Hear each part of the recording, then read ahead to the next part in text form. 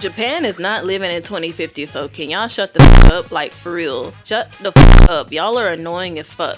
People love to say Japan is living in 2050. Just because Japan has something your country doesn't have does not mean it's forward thinking. There are still places here that don't even accept credit cards. Japan just got Apple Pay last year. Japan just got Uber in 2024. Relax. Yes, Japan does have some cool stuff, some cool gadgets, some cool tech, vending machines for everything, toilets that sing to you. But when it comes to social progress, especially LGBTQ issues, Japan is not ahead, like at all. So let's talk about the one area where the West has moved forward, but kind of moving back a little bit, I think, and where Japan just hasn't even stepped foot. Now, before I start, I want to say this carefully. I'd like to think I'm an ally to the LGBTQ community, and I say that lightly because people love throwing around labels like I'm an empath or I'm an ally. Like, it's like they're giving a badge to themselves, and I don't move like that. You know, I move quietly. Like, I just feel like if you're gonna be about it in silence. You don't really need to announce it. But I do have many close friends who are LGBTQ, and I've supported them for years, and the reason why I'm announcing it is because I am making this video. This isn't me speaking for the community. This is me talking about what I've seen and what was told to me living in Japan. So let's be real. LGBTQ communities in Japan are microscopic. Outside of Tokyo and Osaka, they basically disappeared. Places like Hokkaido, Hiroshima, and smaller prefectures, I'm not aware of any visible LGBTQ communities there at all. If they exist, they're underground, private, or completely closeted. So let's start with Tokyo. Now, Tokyo is the most international city in Japan. It's the foreigner hub. It has access to things that you won't find anywhere else in the country, not even in Osaka.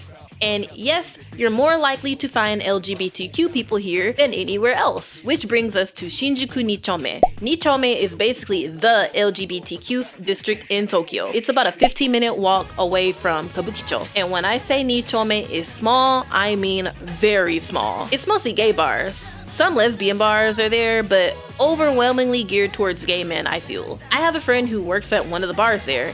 I'm not gonna name it because then I'd be exposing myself. But I've been to Nichome several times. For context, when I and my friend worked at the Bunny Bar in Kabukicho, it was literally a 15-minute walk away, so she'd stop by Nichome before or after her shift sometimes. So here's where Japan's lack of forward thinking really shows. A lot of people in the LGBTQ community here live double lives. I've personally seen married salary men at my friend's bar, probably with a whole family at home, and they're just having drinks at a gay bar? Okay, buddy, that tells you everything you need to know, but look, I'm not gonna assume. But what I'm saying is, being openly gay in Japan, especially as a man, is not something normalized. If you see two men holding hands in public, people will stare you down and you will get double takes. Like, extremely. With women, it's slightly different. Women holding hands is already socially acceptable as friends or cute, so it doesn't draw as much attention. But I feel like that still doesn't mean acceptance. It just means ambiguity. Now let's talk about the lesbian side of things. I've never personally been to a lesbian bar in Nichome, but I have heard stories. And honestly, the word that I mostly hear when it comes to the lesbian community is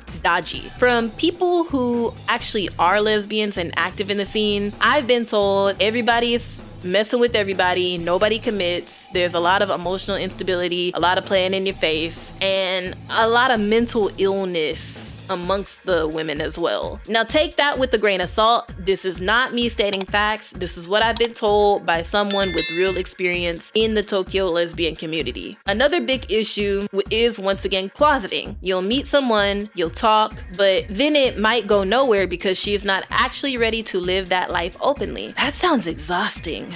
Ugh.